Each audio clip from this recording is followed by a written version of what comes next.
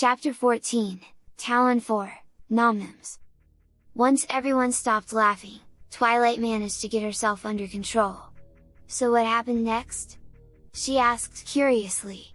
I have a feeling we've a long way to go. Samus nodded. 5 more missions beyond this one, which isn't even half over. Applejack's eyes widened. We're gonna be here for a while. Then we'd best keep going, Spike replied, before continuing the tale. With the wave beam acquired, the pair continued to explore the Phendrana drifts, seeking out paths made available by the weapon and Samus' space jump boots. On the way, Spike got his first taste of scarabs, small beetles that traveled in swarms, detonating themselves to protect the rest of the swarm, which he said, tastes exactly like a potato chip, before proceeding to eat the entire swarm.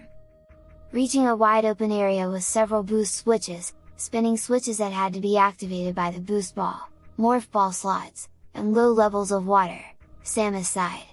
I've got some puzzles to solve. Alternatively, I could carry you up, Spike suggested. How? Smirking, Spike gripped the snow-covered wall and ascended with his claws, arching his tail so the spade tip formed a cradle. Samus chuckled. Good thinking, she replied, entering morph ball. Hopping into the cradle, she let him carry them up to the upper level. On the way up, he managed to eat a flickerbat that came too close. He wound up spitting it out. Ick! Tastes like cold medicine. Once on the upper level, they entered a door shielded against all but the electrical energy of the wave beam, entering a space pirate research facility. Right inside the door, they came under attack by a space pirate, a shadow pirate to be exact, one equipped with a stealth field, which Spike promptly tried to eat. He just as promptly spit it out. Yuck! He complained. Tastes like those candies with all the artificial colors and sweeteners you wouldn't let me eat. Disgusting! It's like a mouthful of chemicals. Then don't eat them, Samus offered as she stared at the headless corpse and the half-chewed head. That's for sure, Spike growled, rubbing his slowly lengthening muzzle. Curious, Samus scanned him again. Spike has reached another stage of his growth. His muzzle is lengthening into a pointed beak for greater biting power and to act as a pointed weapon to stab enemies with. Claws are also lengthening, both for combat and more efficient climbing. Interesting, Samus mused to herself, continuing further inward. Seeing plenty of phase-in and sealed canisters along the walls being processed for energy, Spike demonstrated the penetrative power of his new beak as he washed the taste of the pirate from his mouth. Chuckling, Samus let him drink his fill before continuing onward. In the next chamber, they encountered some normal space pirates without the stealth tech. Spike, ever game, gave these a try as well, only to find the taste unchanged. He cleansed his mouth this time with his fire breath, torching the attacking pirates. Scanning various display screens, Samus was able to determine that this facility served 2 purposes for the pirates. The first was as a research facility to study phase-in and its possible uses. The second was as a Metroid power station. Metroid? Fluttershy asked. Power station? Twilight added. Samus scanned through her logbook, finally revealing an image that resembled a green jellyfish with red nodes inside of it, and claw-like fangs instead of tendrils. Metroids are a predatory race that feed by draining the life force from other creatures, Samus explained. The exact feeding method is unknown, but once they latch onto you, there's little you can do to break free. They were designed to be super predators. Designed? Rainbow inquired. By the Chozo. Everpony gasped. Why? Luna demanded. Why would the Chozo do such a thing? Samus pointed to Pinky's sign. I see, Luna replied, rather put out.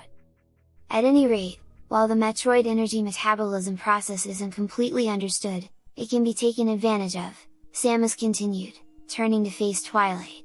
The space pirates trapped Metroids in capsules and continuously fed and drained them, using them as an easily replenishable power source.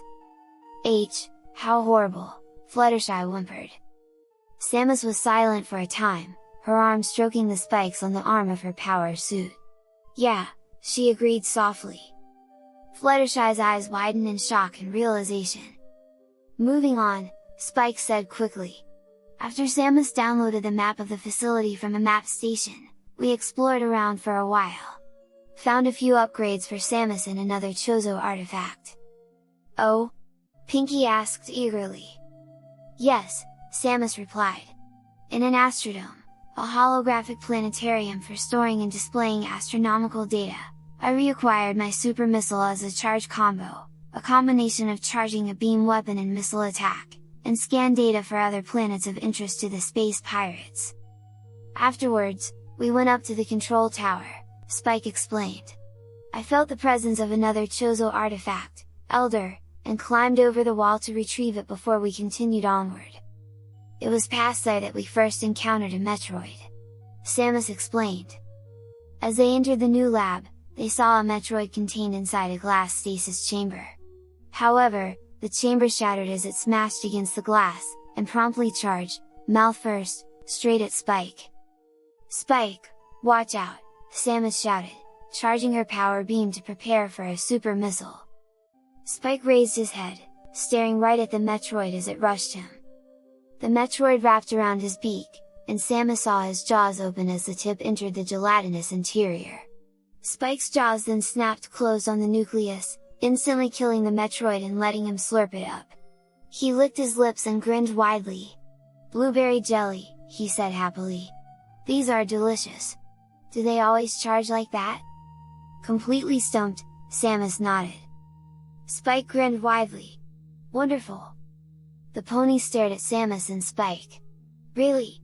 Applejack asked. You were building up those Metroids like they were a huge threat, the worst thing you ever faced, and Spike beats him just by biting first? Samus could only shrug helplessly.